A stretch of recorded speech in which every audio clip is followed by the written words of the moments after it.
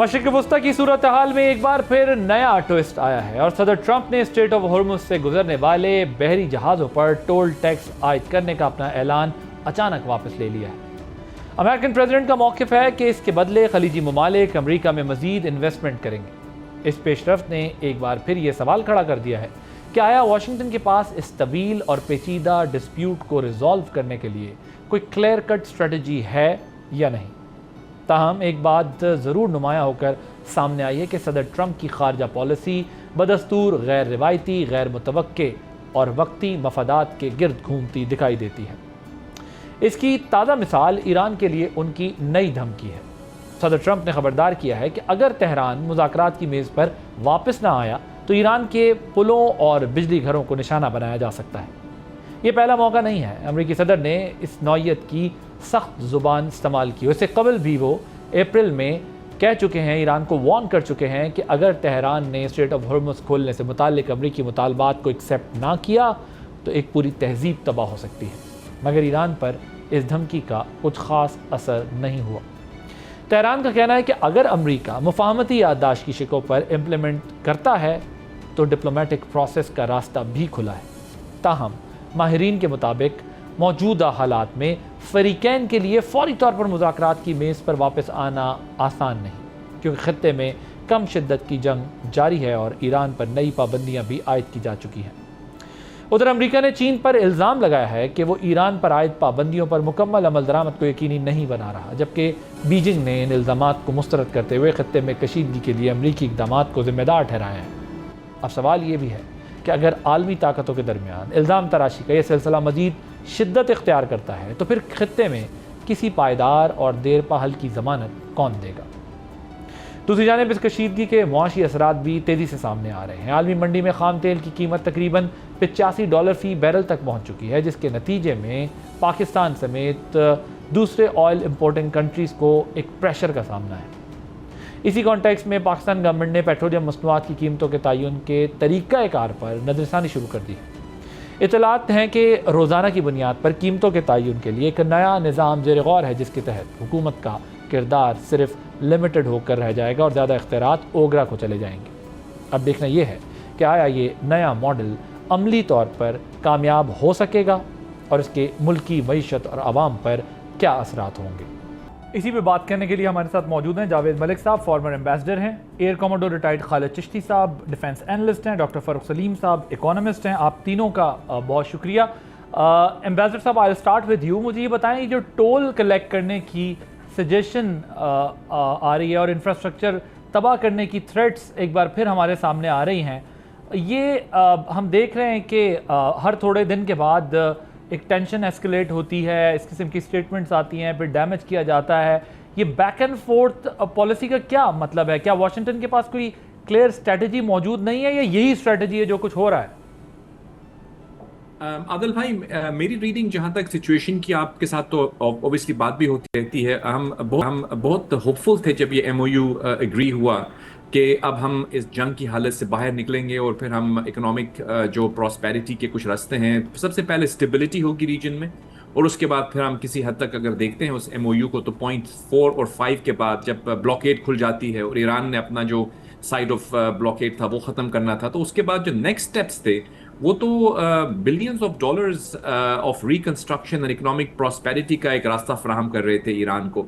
तो हम उम्मीद कर रहे थे, मेरे जैसे लोग जो कि of course we believe in diplomacy and peace and stability, कि ईरान इस चीज़ के ऊपर दानिशमंदी का मुजाहरा करते हुए वो अपनी स्ट्रैटेजी में तब्दीली लेकर आएगा और अपनी जो इकोनॉमिक प्रॉस्पेरिटी की तरफ जाएगा। बिकॉज आप जानते हैं कि 47 साल से उनका मुल्क जो है वो इस तरह की जो कॉन्फ्रंटेशनल पॉलिटिक्स कर रहे हैं, उसके नतीजे में उनकी जो आवाम है वो तो पिसती जा रही है इकोनॉमिकली। आपके साथ इकोनॉमिस्ट भी मौजूद हैं, वो आपको बताएंगे कि उनका जो इकोनॉमिक पोटेंशियल है वो कितना है। अगर वो अपने तेल और गैस को सेल कर सकते हैं, अगर वो आलमी मंडियों के साथ तिजारत कर सकते हैं, अगर उन पर सैंक्शंस उठ जाती हैं और बिलियंस ऑफ डॉलर्स उनके लिए अनफ्रीज हो जाते हैं, तो ये तो उनके मुल्क की तकदीर बदल सकते हैं। लिहाजा मैं समझ रहा था और मेरे जैसे बहुत से जो एनालिस्ट हैं वो ये समझ रहे थे कि ईरान की जो पावर स्ट्रक्चर है उसके अंदर ऑफ कोर्स तफरीक तो ज़रूर है, लेकिन ये जो रास्ता फ्राहम हो रहा है उनको इकोनॉमिक प्रॉस्पेरिटी का, वो उसको वेलकम करेंगे और कॉन्फ्रंटेशन से हटेंगे। लेकिन हमने देखा अनफॉर्चुनेटली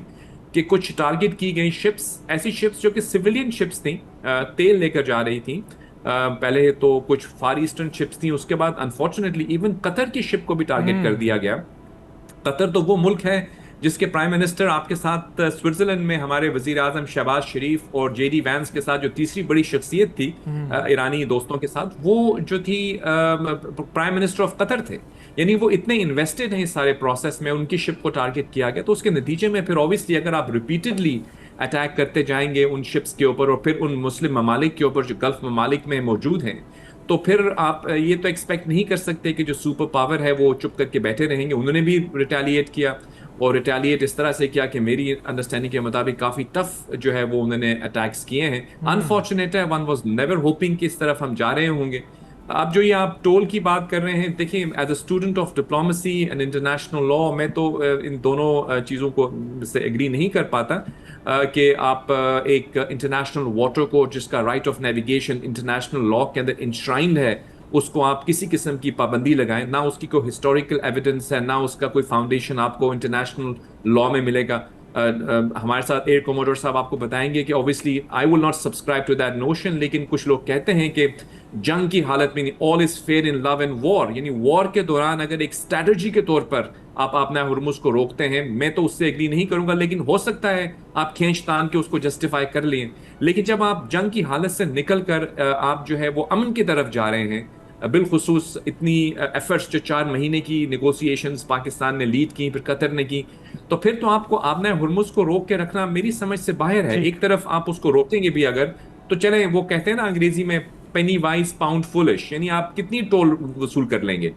इधर तो आपको बिलियंस ऑफ डॉलर्स मिल रहे हैं, तो even on balance of probabilities you are standing to gain more by agreeing to this term, ताकि आप बाकी अपने economic potential को but you don't agree with this argument, they are using it as a deterrence, और या जो उनकी bargaining जो इस वक्त टेक्निकल लेवल के डायलॉग्स चल रहे हैं उसमें उनको हेल्प कर सकती है इस किस्म की strategy?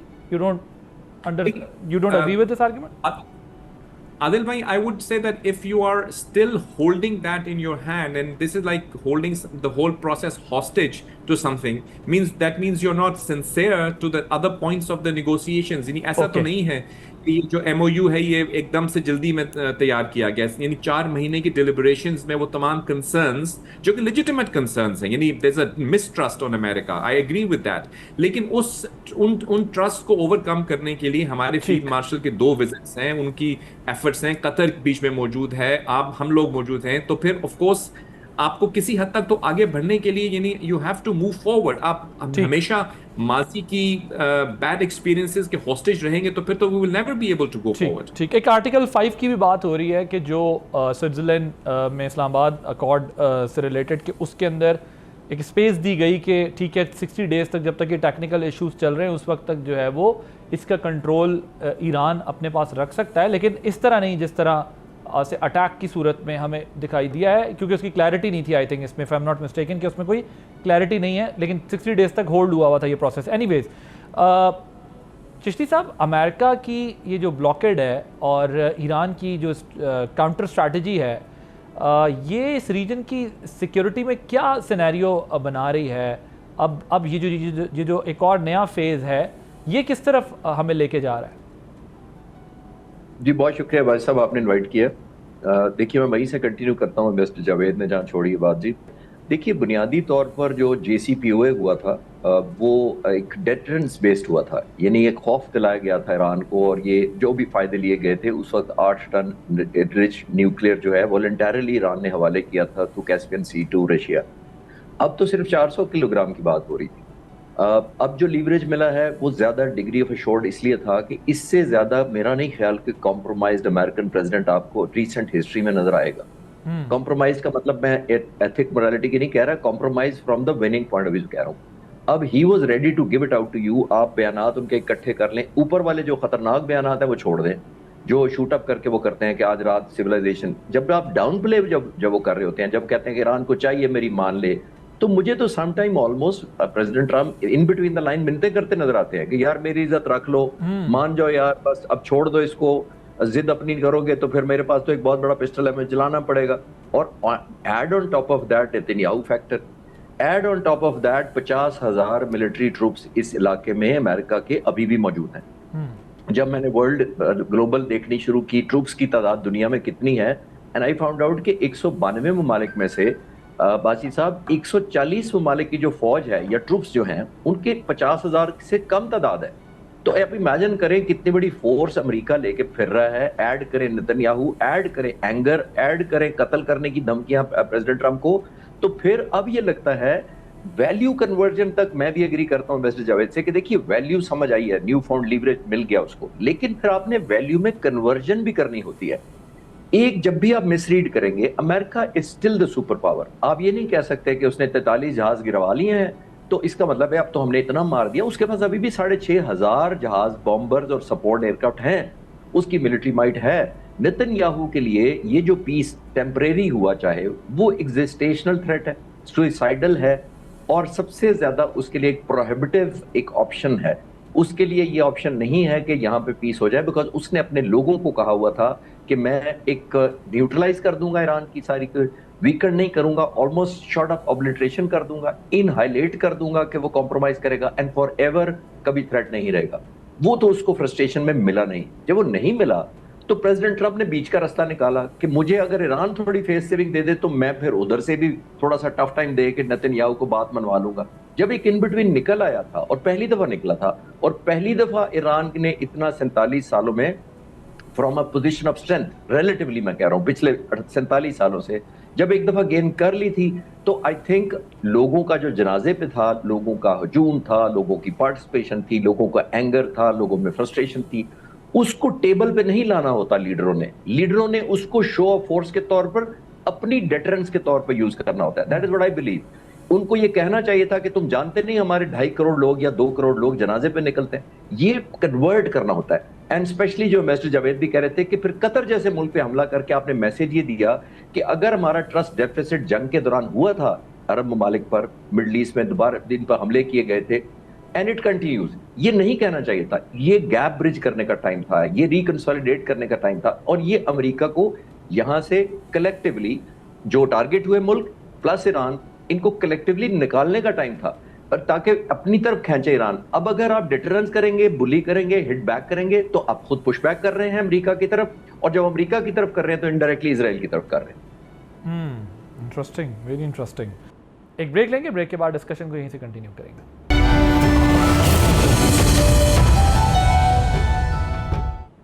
Welcome back.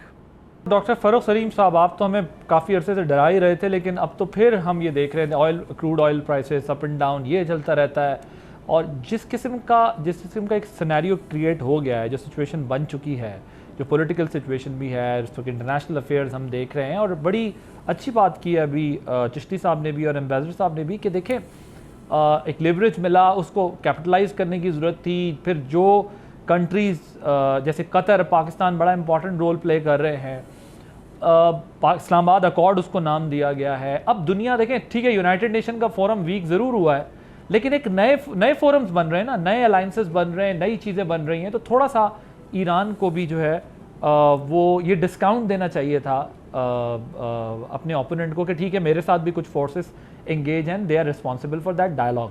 But having said that, ये पॉलिटिकल सिचुएशन क्या इकोनॉमिक इम्पैक्ट हम पे डालने जा रही है, और क्या इकोनॉमिक प्रोजेक्शंस हैं?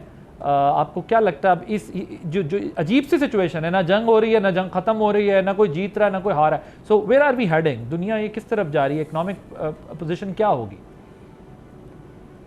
देखिए, दो हक़ाइक़ सामने रख लीजिए। पहली हकीकत ये है कि स्ट्रेट ऑफ हॉर्मुज़ जो है वो इंटरनेशनल वाटरवे है।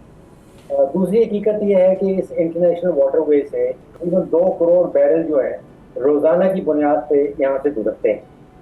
अब ईरान चाह रहा है कि स्ट्रेट ऑफ हॉर्मुज़ पे उसका कंट्रोल हो। वो ये कह रहा है कि मेरी जो जियोग्राफी है वो मुझे इनेबल करती है कि मैं इस इलाके को कंट्रोल करूँ। अमेरिका ये कहता है कि मेरी क्योंकि नेवल पावर है बहुत बड़ी, मैं इस स्टेट को जो है वो कंट्रोल करूँगा। इस सिमत में सफारतकारी सिमत जो ईरान ने इख्तियार कर रखी है, मुझे महसूस ये हो रहा है कि अगर उसी सिमत में ईरान चलता रहे तो एक तो जो दुनिया के या खित्ते के जो प्रोड्यूसर्स हैं जिनमें सऊदी अरब है, जिनमें कुवैत है, जिनमें कतर है, यूएई है, ईरान खुद से है, इन सब का नुकसान होने लगा। और ये ईरान के अलावा जो बाकी प्रोड्यूसर्स हैं वो सारे ईरान के खिलाफ मुकम्मल तौर पे इकट्ठे हो जाएंगे और ईरान को इसका फायदा नहीं मिल पाएगा। दूसरी तरफ है कि जो कंज्यूमर्स हैं, जो स्ट्रेट ऑफ हॉर्मूज से 2 करोड़ बैरल रोजाना का तेल गुजर के जाता है, वो जाता है बड़ी बड़ी ताकतों के पास, वो चीन के पास जाता है, वो जापान के पास जाता है, वो पाकिस्तान आता है, वो भारत के पास जाता है, वियतनाम, साउथ कोरिया, ये सारी ताकतें जो हैं ये भी ईरान की जो स्वार्थी पॉलिसी है, सिमत है, उसके खिलाफ खड़े हो जाए। तो जिस सिमत में ईरान चल निकला है, ये बेशतर दुनिया के जो ममालिक हैं वो इस पॉलिसी को सपोर्ट नहीं कर पाएंगे। अब इसका एक माशरे आप पूछ रहे हैं। मैं डॉक्टर साहब ये एक और पॉइंट ऐड कर लें। अब जिस तरह प्रेसिडेंट ट्रंप ने कल कहा परसों के जी 20% टोल वो लेंगे। अब एक तरफ तजवीज़ आई एक कि हाफ साइड अम्मान कहता है जी मेरी ऑपरेटिव हो, ईरान वाली ब्लॉकेड हो, कोई मसला नहीं है। तीसरी ये कि जी ईरान कहता है हम लेंगे। सो ये कितना ख़तरनाक है इंटरनेशनल मार्केट के लिए, जिस तरफ अभी आप इशारा भी कर रहे हैं, ये कितना ख़तरनाक है कि कुछ क्लैरिटी नहीं है कि एक चीज़ जो पहले इंटरनेशनल वाटर्स थे, पूरी दुनिया के लिए फ्री ट्रेड थी वहाँ से, आज उस पर जो है वो अजीब व गरीब से डिस्कशन हो रही है। जी, जैसे ही इंटरनेशनल वाटरवे का नाम दिया जाता है तो उसका मतलब है कि उसके ऊपर जो फ्रीडम ऑफ नेविगेशन का भी जिक्र किया गया, उसके ऊपर ना तो अमेरिका कोई पैसे ले सकता है, ना ईरान पैसे ले सकता है, ना कोई और मुल्क कानूनी तौर पे उसके ऊपर कोई टोल लगा सकता है। अच्छा, अब ये देखिए कि ये जंग मुझे लग रहा है कि स्क्रीनों के ऊपर तो बहुत ज्यादा है। खबरों के हवाले से, बयानात के हवाले से जो मार्केट है तेल की, उसने रिस्पॉन्ड किया है, लेकिन कोई इतनी संगीन नौयत की जो रिएक्शन उसने नहीं दिखाया। $70-71 का बैरल चल रहा था, वो कुछ देर पहले मैं देख रहा था वो $81-82 पे पहुंच गया है। तो $8-10 की फ्लक्चुएशन जो है वो कोई इतनी सीरियस फ्लक्चुएशन नहीं है। इसका मतलब तो आलमी तेल की मार्केट है वो ये पैगाम दे रही है कि we are not taking this seriously. बयानात आ रहे हैं, खबरें उठाई जा रही हैं, स्क्रीनों में दिखाया जा रहा है कि शायद बहुत मामला संगीन हो गया है, लेकिन ऑयल की मार्केट इसको इतना सीरियस नहीं ले रही। सो वो ट्रेंड्स आप कह रहे हैं, बता रहे हैं हमें कि जो ज़ाहिर उनकी जो असेसमेंट है, क्योंकि पहले उन पे भी बड़ी इंश्योरेंस बढ़ने की बातें हो रही थी, ऑयल जो शिपिंग कंपनीज थी वो इंश्योरेंस उसकी इंक्रीज़ हो गई। आप हमें बता रहे हैं कि ऑयल की प्राइसेस जो हैं 8-10 का जो डिफरेंस है डॉलर का, वो इतना बड़ा डिफरेंस नहीं है, वो मार्केट किसी और तरह परसीव कर रही है, फ्यूचर प्रोजेक्शंस उनकी डिफरेंट हैं। एम्बेसडर साहब, आपका बिजनेस कम्युनिटी के साथ, इंटरनेशनल बिजनेस कम्युनिटी के साथ भी बड़ा इंटरेक्शन रहता है, वो किस तरह ले रहे हैं सारी चीज़ को? स्पेशली मैं अब ज़रा आपसे 2 अलग तरह के सवाल पूछ रहा हूँ। एक तो ये कि इस पर भी कमेंट कीजिएगा, जो डॉक्टर साहब बात कर रहे हैं कि पेट्रोल ऑयल प्राइसेस बता रही हैं कि वो इस मसले को ज़रा डिफरेंट तरीके से ले रहे हैं कि स्टेटमेंट्स वाला काम ज़्यादा है। इंटरनेशनल मार्केट या इंटरनेशनल बिजनेस कम्युनिटी क्या कह रही है? एक दूसरा, फिर जो ईरान कह रहा है कि जी जो अमेरिका MOUs पर इम्प्लीमेंट करे, जो उसकी क्लॉजेज़ हैं, तो डायलॉग मुमकिन है। सो वो रहना चाहता है डायलॉग के अंदर, लेकिन साथ में वो अमेरिका को भी थोड़ा सा बता रहा है कि आप अपनी लिमिट में रहें। लेकिन एक चीज़, ये जो सऊदी अरब पे देखें, हमने देखा हूसी बागियों की तरफ से भी अटैक हो गया, उधर कतर का भी आप लोगों ने हवाला जिस तरह हम बात कर रहे हैं दिया कि जी कतर इतनी इंपॉर्टेंट मीडिएशन का पार्ट है, उनके प्राइम मिनिस्टर वहाँ हैं, कतर की शिप पे अटैक, सऊदी अरब पे हूसी बागियों की तरफ से अटैक, मिसाइल दागे गए, फिर उसके बाद ये स्ट्रेट ऑफ हॉर्मज़ वाला मामला। सो ऑल टुगेदर ये सिचुएशन जो है वो क्या ईरान के खिलाफ ये जो इस वक्त लोग डायलॉग में या किसी ना किसी तरह इंगेज हैं, उन सबको अगेंस्ट कर देगी और ईरान शायद इस प्रोसेस में तनहा रह जाए? Let me openly say this. जी देखिए आदिल भाई, मेरी नज़र में तो ईरान को अगर आप देखें, इस वक्त हमारे 57 मुस्लिम ममालिक हैं। मैं आपसे पूछना चाहूँगा कि कौन सा मुस्लिम मुल्क उनके साथ है इस वक्त? उनकी जो मौक़िफ़ है, जिस अंदाज में वो अपने मुल्क को चला रहे हैं, मैं तो समझता हूँ उनके अंदर, मुल्क के अंदर भी जो है ना वो डिविजन्स हैं बहुत ज़्यादा। आप जानते हैं अभी कुछ ही दिन पहले जो बाकिर कालिबाफ साहब हैं, जो उनके स्पीकर हैं पार्लियामेंट के और जो चीफ नेगोशिएटर हैं, उनका इंटरव्यू चल रहा था, उसको रोक दिया उन्होंने। तो वहाँ पे जो पावर डायनामिक्स हैं वो आपको समझने पड़ेंगे कि जो IRGC है, IRGC एक अपना माइंड सेट रखती है, वो मुझे नहीं लगता कि नेगोशिएशंस करने में यकीन ही नहीं रखते। वो तो उनका जो माइंड सेट है वो हमेशा से थोड़ा सा जारियाना रहा है, और उम्मीद ये की जा रही थी कि क्योंकि इतने बड़े लेवल पर इंगेजमेंट हो रही थी, हमारे फील्ड मार्शल साहब खुद 2 दफा गए और उनकी गालिबन मुलाकातें भी हुई बहुत अहम लोगों के साथ। जनरल वहीदी की बात करते हैं जो कि इनके IRGC के गालिबन कमांडर हैं। तो उसके बाद क्योंकि मुश्तबा खामनाई साहब जो हैं वो सामने नहीं आ रहे, तो अभी ये भी चीज़ क्लैरिफाई नहीं होती कि उनके साथ राब्ता किसका है, यानी क्या वो, बिकॉज हमें तो यही बताया गया था कि जो MOU साइन हुआ है उसको इंडोर्स किया है उन्होंने, क्योंकि जब तक उनकी इंडोर्समेंट नहीं है तो वो obviously it is not acceptable to IRGC।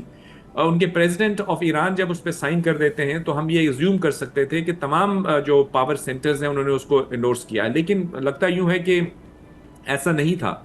और आपका सवाल कतर के बारे में, देखें कतर के अमीर के वालिद जो कि बाबा अमीर कहा जाता है उनको, वो अभी वफात उनकी हुई है, वो सोग की हालत में है और उन पर हमला हुआ है।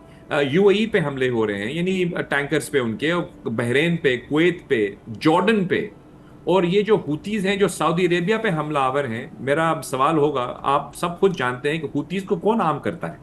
जब आपके प्रोग्राम में हम पहले बात करते थे कि जो प्रॉक्सीज हैं उन प्रॉक्सीज को जो सपोर्ट है वो छोड़नी होगी, तो वो कुछ लोग उसको माइंड करते हैं, वो कहते हैं नहीं ये तो एक्सेस ऑफ रेजिस्टेंस है, हम रेजिस्ट कर रहे हैं। लेकिन ये जो कैसा रेजिस्टेंस है जो कि मुसलमानों का जो किबला है जिस मुल्क में, सऊदी अरेबिया, उस पर हमला आवर है, ये तो मेरी समझ से बाहर है। मतलब आई डोंट अंडरस्टैंड कि किस तरह से आप जस्टिफाई करेंगे उसको। पाकिस्तान के ऊपर भी प्रेशर आएगा क्योंकि पाकिस्तान, अगेन कोमोडोर साहब ज़्यादा बेहतर बात कर सकते हैं, हमारा जो डिफेंस पैक्ट है सऊदी अरेबिया के साथ है, तो सऊदी अरेबिया के टैंकर पे और सऊदी अरेबिया पे जब हमला होगा तो फिर पाकिस्तान कहाँ जाएगा, उस खड़ा होना पड़ेगा।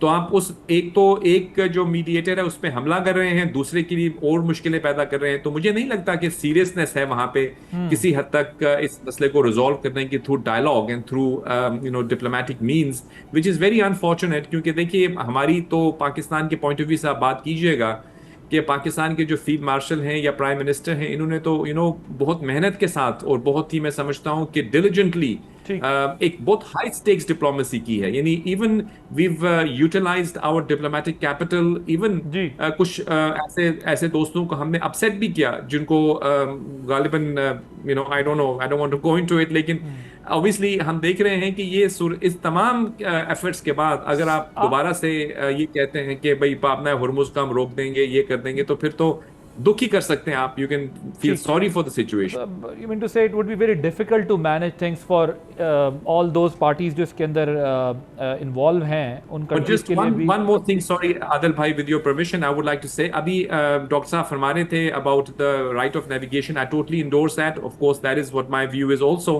कुछ बातें हुई थी पिछले दिनों गालिबन आपके प्रोग्राम में भी हमारे साथ कि ये जो ओमान का विजिट कर रहे हैं और ओमान के साथ बात करके कोई जॉइंट मैकेनिज्म की बात कर रहे हैं। आपको पता चला होगा कल ओमान की गवर्नमेंट ने बिल्कुल क्लियर स्टेटमेंट दी है कि we thoroughly believe in international law और हम इस किस्म की कोई अरेंजमेंट नहीं करेंगे जो इंटरनेशनल लॉ के खिलाफ हो। गोया कि उनका जो पार्ट ऑफ वाटर है that has to be subject to the international law.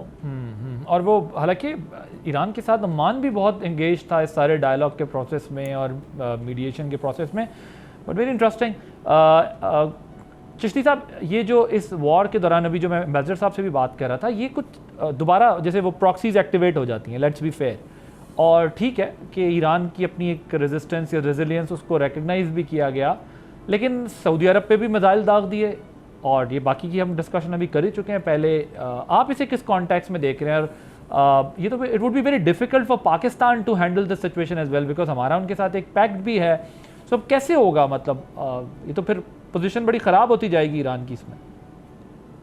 भाई साहब, ये ह्यूथीज वाला थोड़ा सा मैं अगर आप बैकग्राउंड अर्ज कर देता हूँ ताकि आपके व्यूअर्स बेहतर समझ पाएं कि हम इस पे क्यों रिलेट कर पा रहे हैं। देखिए, ईरान ने एक जहाज वापस भेजा जो ह्यूथीज की लीडरशिप को कैरी कर रहा था। जनाजा अटेंड करने के बाद उसने यमन लैंड करना था और उसने सना एयरपोर्ट पर लैंड करना था जो मोस्टली ह्यूथीज के कंट्रोल में है। जो गवर्नमेंट है, जो इंटरनेशनल रिकग्नाइज यमन की गवर्नमेंट है, उसने उसको सना पर रनवे को बम्बार्डमेंट की और उसको ब्लॉक कर दिया। इन्होंने डाइवर्ट करके लैंड तो किया, लेकिन जो गवर्नमेंट थी उनका ख्याल ये था कि ये जो ब्लॉकेट कराया है ये बैक बाय सऊदी अरब करवाया, इल्जाम था उनका, और इसके बदले में उन्होंने इन पर कर दिया। जबकि अब काउंटर आर्गुमेंट यमन की तरफ से ये आ रहा है कि ये जो जहाज आ रहा था ये ड्रोन्स लेकर आ रहा था और असला लेकर आ रहा था और बहुत सारे ट्रेन ट्रुप्स लेकर आ रहा था, व्हाटएवर।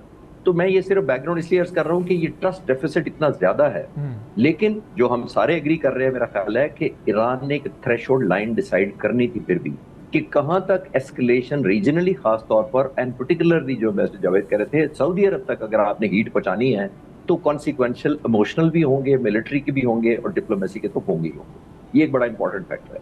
जिस चीज को मैं नजर से देख रहा था कि ईरान को एक कंट्रोवर्शियल बात नहीं करनी चाहिए थी जो वैल्यू ऐड हुई थी। देखिए, बुनियादी तौर पर जब अमेरिका ने हमला किया था और नेतन्याहू ने बैक किया था उसको, उस वक्त यहाँ पे ये एक परसेप्शन थी उनकी करने से पहले कि ये एक डाइंग लेजिटिमेसी है, एक डाइंग इकोनॉमी है और एक डाइंग बॉन्डेज है बिटवीन द पीपल। आपने देखा प्रेसिडेंट ट्रंप ने आते ही ऐलान किया कि लोग टेक ओवर कर लें, हमने आपको मदद कर दी। तो ये वो 3-4 ये जो डाइंग चीज है जिसका मैंने अर्ज किया, वो ईरान को चैलेंजेस, चाहे हम डिग्री से मुख्तलिफ आप एग्री कर सकते हैं, डिसएग्री कर सकते हैं कि कितने डिग्री तक डाइंग इकोनॉमी थी, कितने डिग्री तक डाइंग उनकी लेजिटिमेसी थी, लेकिन ईरान को एक न्यू फाउंड लीवरेज मिल गया यूनिटी का। एक ब्रेक लेंगे, ब्रेक के बाद डिस्कशन को यहीं से कंटिन्यू करेंगे।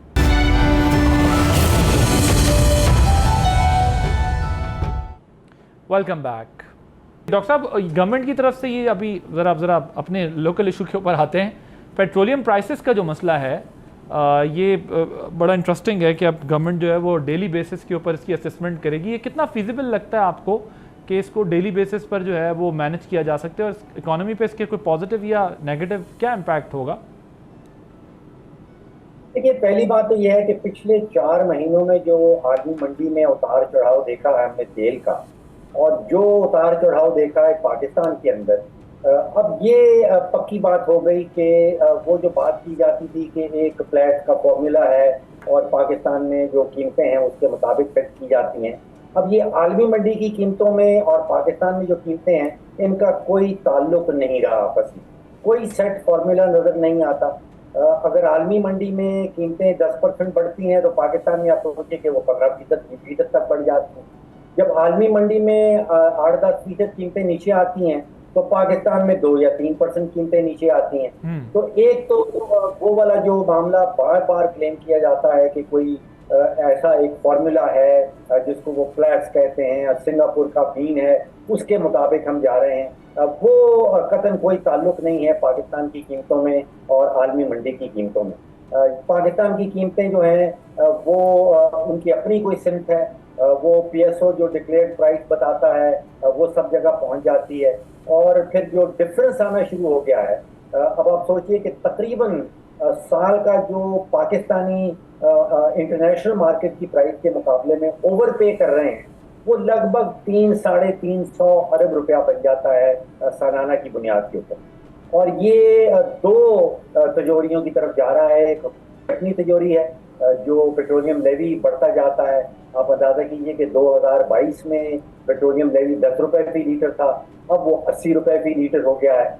और दूसरी तरफ जब पेट्रोलियम लेवी से ज्यादा प्राइस में इंक्रीज लाया जाता है पाकिस्तान के अंदर, तो फिर वो इजाफी पैसा जो है वो तेल कंपनियों की तिजोरी में चला जाता है। और तेल कंपनियों का हाल ये है कि उनके जो डिक्लेयर्ड प्रॉफिट्स हैं, आप अंदाजा कीजिए कि पिछले साल जो PSO ने अपना डिक्लेयर किया था प्रॉफिट, वो 15 अरब का था, और इस साल खुद से PSO ने जो डिक्लेयर किया है वो 38 बिलियन।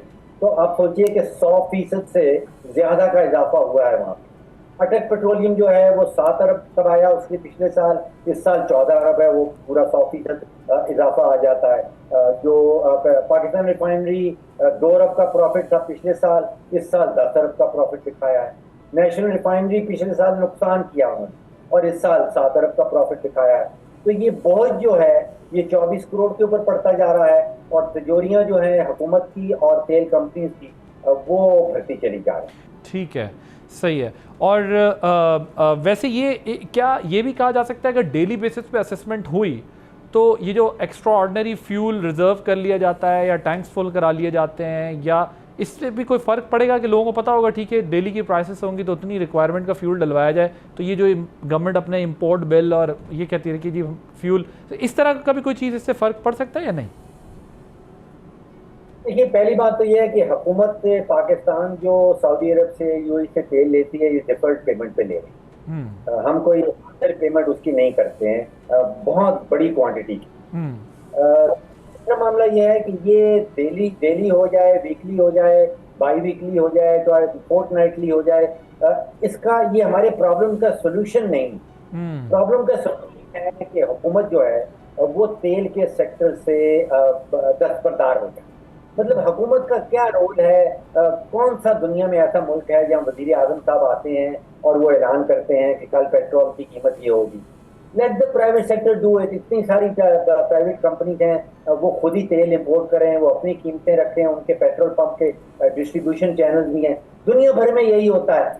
और फिर उसके ऊपर रेगुलेटरी अथॉरिटी जो है, जो ओगरा की शक्ल में है, उसका काम सामने आता है कि यहाँ पे कहीं मोनोपोलाइजेशन ना हो जाए, या वो जो ऑयल तेल की कंपनियां हैं या रिफाइनरीज हैं, वो मिल के 24 करोड़ जो कंज्यूमर्स हैं उनके ऊपर कुछ कीमत ना लागू कर दें।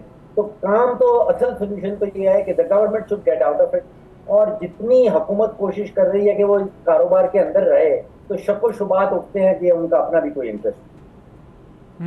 सो आपके ख्याल में if OGRA takes over this entire system, so will there be any difference? क्या कोई फर्क पड़ेगा इससे?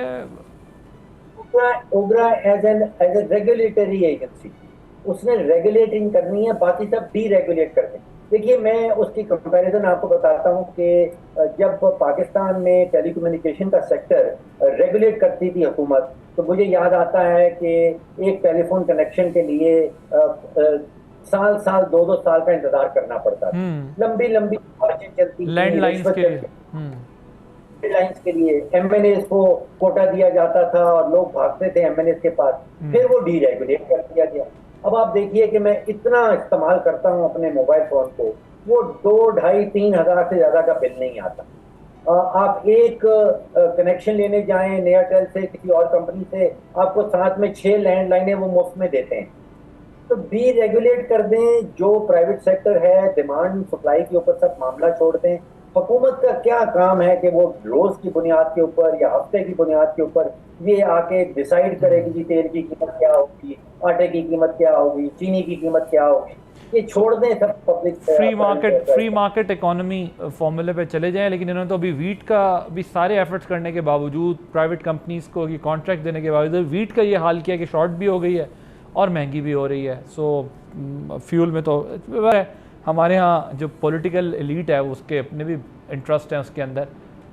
पॉलिटिकल इकोनॉमी है, उससे आप डिटैच करवा नहीं सकते, क्योंकि जिन्होंने करना है उनके अपने कारोबार बहुत ज़्यादा हैं।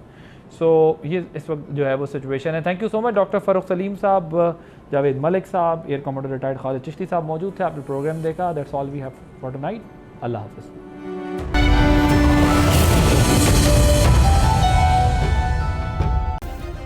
सब्सक्राइब करें और बेल दबाएं ताकि कोई खबर रह न जाए।